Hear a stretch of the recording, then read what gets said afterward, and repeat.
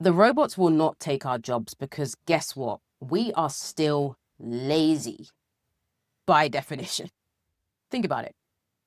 Humans naturally take the path of least resistance. So when they have all this information at their disposal and AI is answering all the questions that they could ever think of in their head, and it's bombarded them now with all of the answers, what do?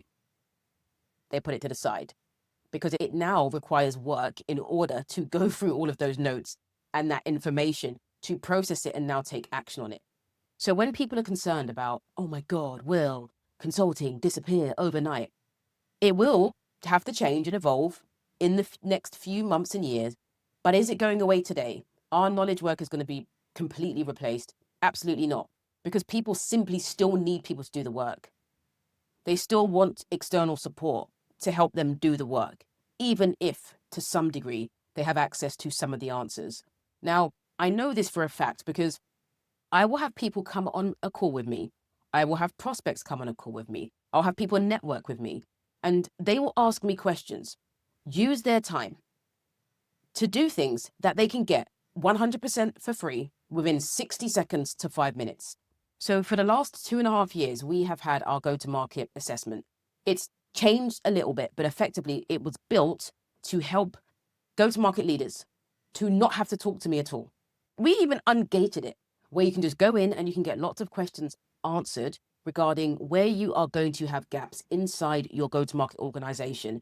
And then guess what? You get benchmarks, reports, examples of exactly what you can do in order to fix that. That is free. That would usually cost someone a few hours of a consultant's time to give them that direction. It's free. We even shortened it to make it 60 seconds to say, let's just strip some things back so you can get a quick win, which is going to take you one step closer to actually understanding what is it that's happening inside my organization. Let me just get a little teaser. And from there, if I think it's worth it, let me go a little bit deeper and really do a deep dive. People still do not take that action. Do you know why? Because once you have the information, guess what you have to do? You have to go and fix it. Because once you know how to solve something, it's now a burden that sits on your shoulders that you actually have to take action on. And not everyone's comfortable with that. Because guess what? We don't like to do things. As humans, we try to protect ourselves. Our brain, the way we are set up, is here to keep us safe. We are not here to go out and take risks. The moment that we go out and take risks and we try to do something, our brain's, but baby, it's not safe out there. Stay over here. You don't want to go and do that thing. It's making our nervous system feel all out of sync. And I'm now sweaty and my palms are sweaty and my armpits are sweaty and I'm clammy. We just want to stay still. So I say this to say to you, we got to put on our big girl and big boy boots. Because there is just too much information out there now to help you to get one step ahead of where you are today. Now, I appreciate some of us are in roles and we don't really want to be there. I get it. I've been there. But if you are there, why don't you make a deep impact so that you can take the story, the success story of the things that you have done to the thing that you really want to do next? So I remember when I was in a role as an operator, go-to-market, sales rep or a player coach or a sales leader. And I said to myself, I've now reached a point where I don't trust anyone. I genuinely believe that my success, to some degree, inside this organization is too reliant on a senior leader making the wrong or right decision. And I didn't like that. People always think that as a rep or even as a mid-level manager, that it's all your fault. It's all your fault for why things haven't gone to plan. That's just not the case. And I almost love that I've experienced being inside broken go-to-market systems, because I think if I didn't, I would be like a lot of other people who look at someone who has not hit the expected performance and think it's all you. You're obviously lazy. You obviously don't know what you're doing, and you lack expertise. But those of us who have been in environments where we know we've been successful elsewhere and we've come into this environment and we are no longer successful, and then we go to another environment and we are then successful, we know that it's often the setup that we didn't do enough due diligence on before we were inside the organization that has created this environment where we actually cannot perform as expected. It still means some of the things that we are doing are not perfect. I'm never going to be the person it's all someone else's fault. It's definitely some of ours. I know for a fact that I didn't do enough learning, but the fundamentals of having a strategy and identifying a comprehensive plan for how we bring our products and services to market and getting all the moving pieces that allow us to create the connective tissue from our organization to our ideal customer so we can make money and they can realize value and then we can get that money back, all those things, it needs to happen. And when that is not in existence, it means that we are in a place where we cannot do the things that we need to do to be successful. Okay, cool. So why am I talking about this? I'm talking about this because there just has to come a point where we look at what we're doing and we say, I don't know all the answers and I'm okay with that. I don't need to remain safe. I need to get a little bit uncomfortable and I need help. Now, you don't have to shout that from the rooftop. You can go and get help in stealth mode. Do you know how much help I get day to day? I am on YouTube University every day. I am speaking to clients and asking them questions. I am Googling the hell out of everything. I am buying courses from $10 to $1,000. I'm getting coaching from $2,000 to $10,000 because I know I don't have all the answers. And I made an investment last year that has literally given me I'd say over a 10x return. And I've told them that as well, because I thought it was good for them to also share with the people that they're trying to sell to say, hey, let's go speak to Hannah. She really got a return from this investment. But I say this because go out and use the resources, please. When you're on LinkedIn, a platform like that, and you're commenting for this lead magnet, open the lead magnet, look at it, get whatever you can from it, and then put it in a trash if you need to. It is so important now that we take action because there is just too much help out there to fail. Do you know that I actually wake up every morning and I laugh because we now have this ability to not fail at what we're doing? It's, to be honest, if my business revenue funnel that works with B2B SaaS organizations, predominantly helping them to rebuild their go-to-market strategy, helping them to figure everything out in weeks and not months, doesn't go to plan, it's on me.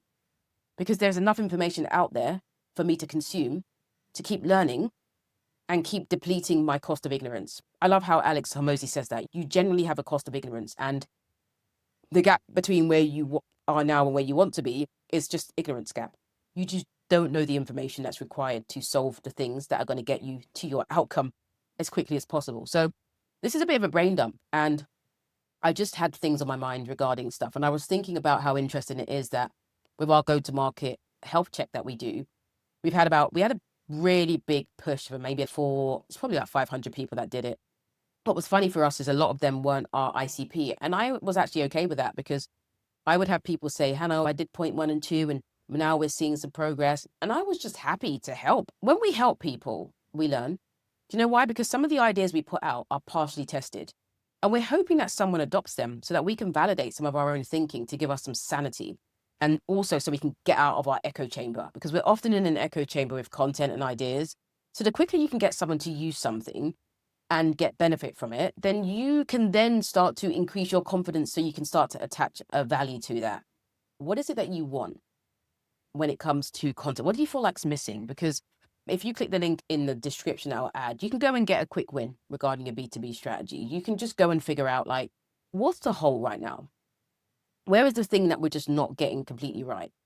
And then if you want to, you can go deeper and get some more answers. But I basically made this video because I have 100 ideas in my head and I had my microphone on, my DJI. Listen, this microphone is an absolute game changer. And I'm sorry to those who had to bear witness to my awful audio. I did have a Yeti. I have a Yeti as well, but this is a game changer. But yeah, I digress. I made this content because I have a lot of ideas in my head. I've got a lot of content coming and I just want to know from the audience, I've got 500 and something subscribers right now. I can't wait until that's 50,000 because I really feel like I'm trying to simplify how people think about go-to-market. I think we are we're so obsessed with this tactical level. And I just feel like a lot of that, for the most part, you're not Cursor, you're not Replit, you're not Wiz, you're not these organizations who have developed a way to connect with their developer communities and they go from 0 to 100 million. The majority of us are not that company. The majority of us have something and we built a tool and we really have to go from the ground up to get the right distribution, to get the right message, to connect with the right person, to learn, to get those ICPs, to really understand who benefits from this, how we got the use cases. And that's who I'm talking to. I'm talking to that organization that's I've made some money or I'm about to make some money. And I really need to figure out how do I build off of a scalable framework that's going to allow me to keep growing, right? So I always think about our go-to-market strategy and the way we think about it is you're an architect. and you've got the drawings for a building. So you know what it's supposed to look like. And now you are just prioritizing things, right? So you need to get the foundations right. You need to start building. You're trying to decide what kind of material to use based on whether you want it to be short term or long term. I really hope you're not building a house out of sand, because that would be weird. But the idea is to get something in place that allows you to build upon that over the long term. Maybe in the future you want to do an extension, whatever it is. It's a bit even like how software developers develop code, right? You're trying to build code. You're trying to build your solutions based on something that is scalable. And I'm not technical, so don't at me at this. But what content do you want? What will you benefit from? I'm thinking about the shape of content next year. We'll be doing more long form. I will make content weekly, regardless. So you can help shape that and come on this journey with me, or you cannot. And I'll just put it out and you have to listen. Okay, so to tell your friends, share, subscribe, do all those things, because I really feel like we're doing something that's going to help companies build companies better, in my opinion, where they don't have to fire people because they've made stupid decisions, where they're being so led by data that they're not looking at the nuances. So yeah, I'm here, ready to rock and roll with you. And I hope 2025 has been an incredible year. And yeah, do all the great things and see you soon.